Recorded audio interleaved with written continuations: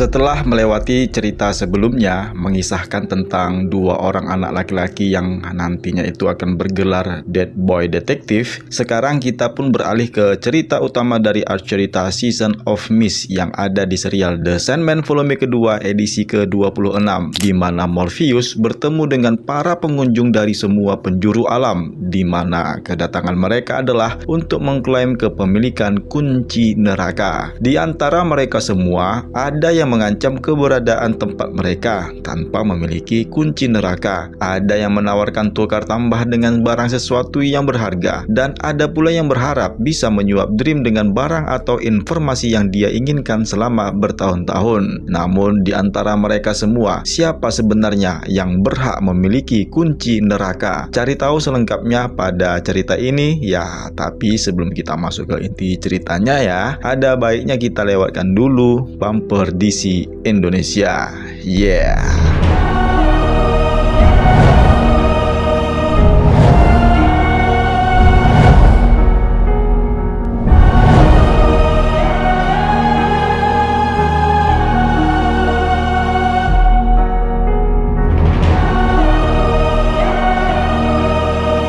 Di depan pintu gerbang alam dreaming, yaitu alam mimpi, ada dua utusan lagi yang datang terlambat dari dunia peri, yaitu Cluracan dan saudari perempuannya, Nuella. Meskipun mereka dicegat oleh penjaga gerbang, Cluracan dan Nuella akhirnya diperbolehkan untuk memasuki Ghost Castle. Kedua utusan dari dunia peri tersebut akhirnya bertemu dengan sang penguasa mimpi, Dream of the Endless. Kehadiran mereka disapa dengan sangat-sangat ramah, mengajak mereka untuk bergabung dengan para pengunjung yang lainnya yang ada di ruangan perjamuan makan malam. Di sana, berbagai pengunjung berinteraksi satu sama lain. Terlihat nih, ada Dewa Thor dari Asgard yang tanpa malu-malu menggoda seorang dewi berkepala kucing, Lady Bless, sambil mengenalkan palunya. Sementara Odin yang juga duduk di satu meja dengan mereka memperhatikan Loki yang memilih untuk tidak menyentuh sajian makanan yang ada di meja. Yang dia lakukan hanya mengamatinya saja. Sedangkan ini si Svefringhemi meminta tambahan es krim lagi kepada seorang pelayan pria manusia. Sebelum memasuki ruang perjamuan, Cluracan mengakui bahwa dia mendapat pesan pribadi dari raja dan ratunya dari dunia peri. Morpheus memintanya untuk tidak sungkan agar menyampaikannya saja. Cluracan pun menjelaskan bahwasanya dengan berdasarkan perjanjian kuno mereka, para peri diharuskan mengorbankan 9 orang terbijaksana dan tercantik dari mereka untuk diserahkan ke neraka setiap 7 tahun sekali.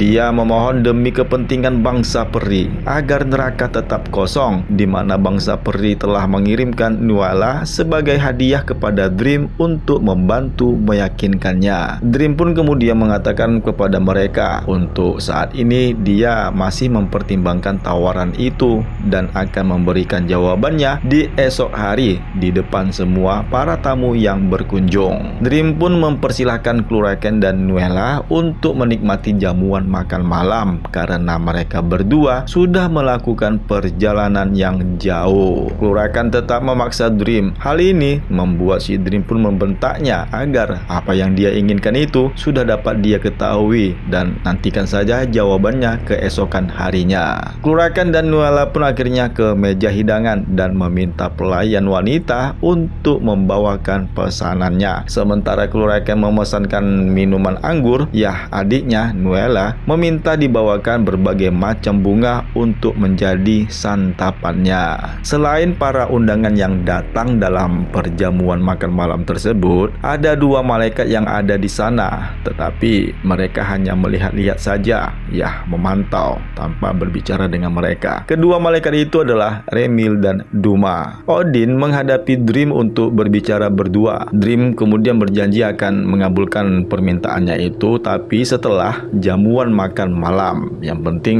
menurut si Dream, Odin harus makan dulu. Sementara itu, para manusia yang tertidur ditarik oleh Dream ke alam mimpi untuk sebagai pelayan, di mana salah satu dari pelayan pria bertemu pelayan wanita. Sepertinya si pelayan pria ini pernah bertemu dengan pelayan wanita itu. Nah, dia pun bertanya siapa nama pelayan wanita itu. Meskipun memaksanya, pelayan wanita itu malah mengabaikan si pelayan pria. Di sana ada iblis Choronzon dan Ratu Laba-Laba Merkin yang penasaran hadiah apa yang akan diberikan Azazel kepada Dream untuk melakukan misi mereka di Ghost Castle. Merkin pun berjanji akan memberitahunya nanti. Namun sekarang si Merkin mengajak Choronzon untuk masuk ke kamar. Lady Bess, si Dewi Kucing Mesir, merasa kesal dan tidak nyaman dengan rayuan Thor, membuatnya harus mencakar wajahnya. Ya, Thor pun terlihat kecewa dengan sikap Bess sambil memarahi Dewi Kucing Mesir. Seperti yang disampaikan Dream sebelumnya, setelah sajian makan malam, ada hiburan yang akan ditampilkan Ken bersama binatang naganya Gargoyle dan juga saudara kembarnya Habel untuk melakukan trik sulap. Tampilan sulap ini sebenarnya dimanfaatkan Ken untuk menggunakan keabadian saudaranya itu si Habel, di mana sulapnya itu adalah memotong Habel menjadi dua bagian. Selama pertunjukan berlangsung, sang penguasa mimpi yang sekarang memiliki kunci neraka didekati oleh para pengunjung yang lainnya, yaitu Susano Ono Mikoto, Azazel, Shivering Hemi, dan utusan dari Lords of Order, di mana maksud mereka semua menyatakan dengan tujuan mereka untuk datang ke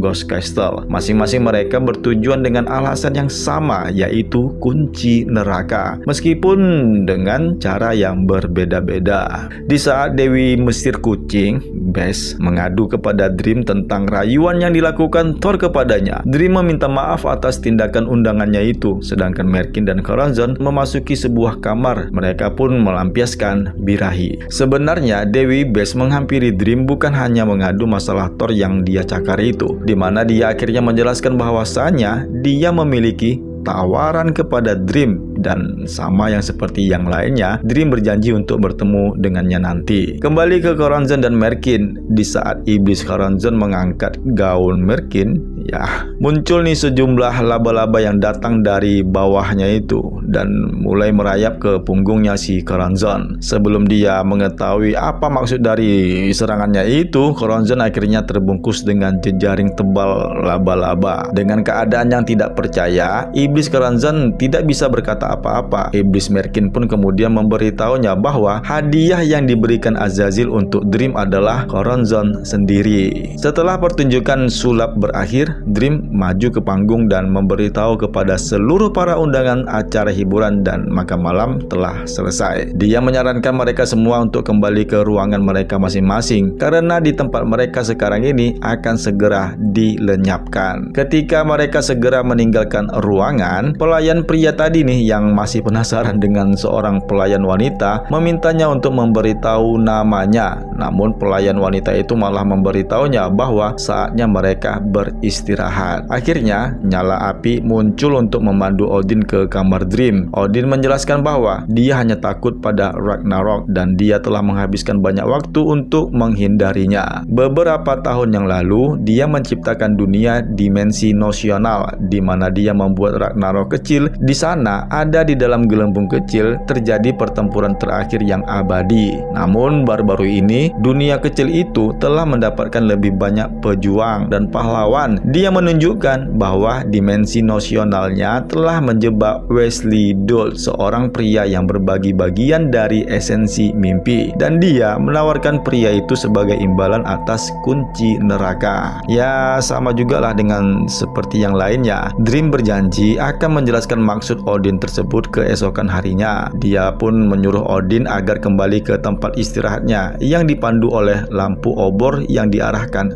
Dream. Selanjutnya, Dream bertemu dengan Shivering Hemi, yaitu dari utusan Lords of Chaos. Ternyata gadis muda itu tidak ada menawarkan pertukaran apapun, yang entah bagaimana tiba-tiba saja dia mengubah bentuknya menjadi sosok monster yang mengerikan. Nah, dengan tampilannya seperti itu dimaksudkan dia agar menakutkan Dream Dream untuk melihatnya, mengancam Dream untuk segera memberikan kunci neraka karena seluruh kekacauan akan selalu ada sampai di akhir zaman. Nah, tentu saja tindakannya si Shivering Hemi ini tidak membuat si Dream gentar ataupun takut dengan ancaman itu. Dengan sopannya, dia pun meminta utusan Lords of Chaos tersebut agar lebih baik pergi saja meninggalkan dirinya. Shivering Hemi pun kemudian mengubah kembali bentuknya menjadi sosok gadis belia dan sebelum dia pergi memberikan balon kepada Dream. Dream pun menerimanya. Kemudian selanjutnya utusan dari Lords of Order yang berkunjung ke Dream dengan membawa kotak karton yang berisi catatan penting dari Kilderkin of Order. Kotak itu mewujudkan pesan di dalamnya yang menawarkan esensi mimpi orang-orang yang baru mati yang telah dikumpulkan oleh penguasa ketertiban selama beberapa waktu, di mana semuanya adalah dengan imbalan neraka. Dream of Endless menjawab bahwa dia bisa saja mengumpulkan barang-barang ini sendirian. Kotak tersebut memberikan pesan lain yang menjanjikan pembelaan atas kebenaran klaimnya pada hari berikutnya. Meskipun demikian, utusan Lords of Order akhirnya meninggalkan ruangan dan kembali berkumpul dengan yang lainnya untuk di esok hari. Berikutnya adalah Susanoo Ono Mikoto, di mana kehadirannya bukan sebagai utusan dari jajarannya, tetapi para dewa Jepang yang semakin berkembang dan mereka merasa bahwa neraka seharusnya menjadi milik mereka. Dia menawarkan berapapun harga yang diminta Dream, dia dan para dewa Jepang akan membayarnya. Nah, sama juga nih seperti yang lainnya,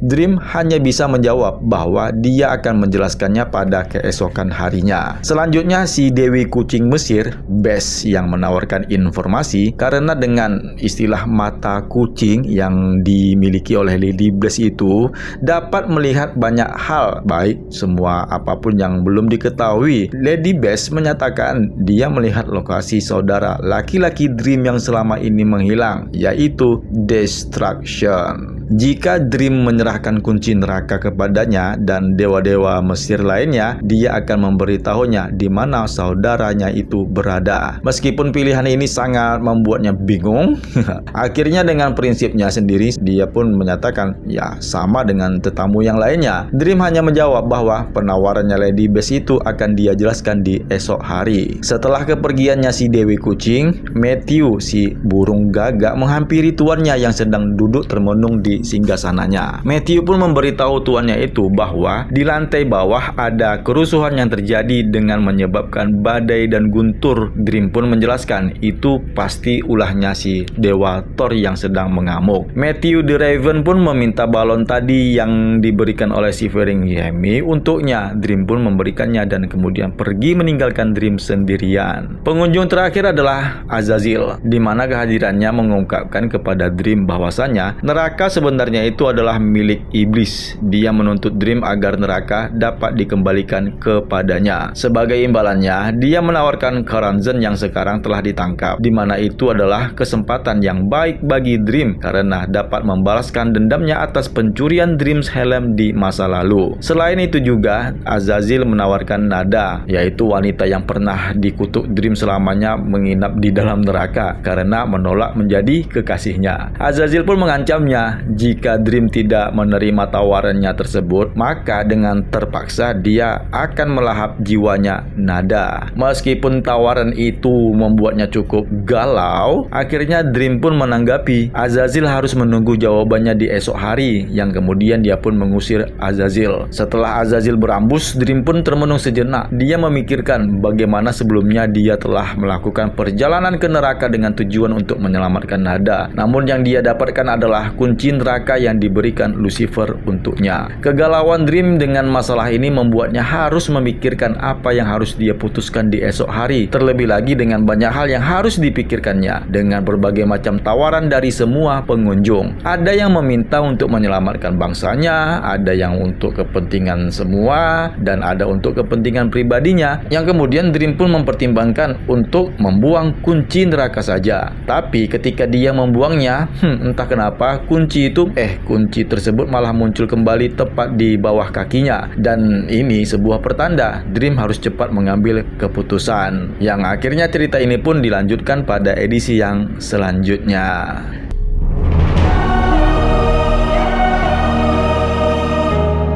Ya, sebenarnya apa yang terungkap pada edisi kali ini merupakan ujian yang berat bagi Dream of the Endless. Jika dia salah mengambil keputusan, maka risikonya akan berdampak besar bagi sejarah kehidupan manusia. Dengan kunci neraka yang sekarang dimiliki Dream of the Endless, maka Dream harus memutuskan siapakah yang berhak untuk menerima kunci neraka tersebut. Ya, cari tahu saja ya jawabannya pada edisi yang berikutnya. Semoga kalian suka dengan cerita ini. Sukses untuk kita semua. Subscribe bagi yang belum, dan terima kasih yang sudah menonton video ini. Sampai jumpa pada edisi yang berikutnya. Terima kasih. Oke, alright. Yeah.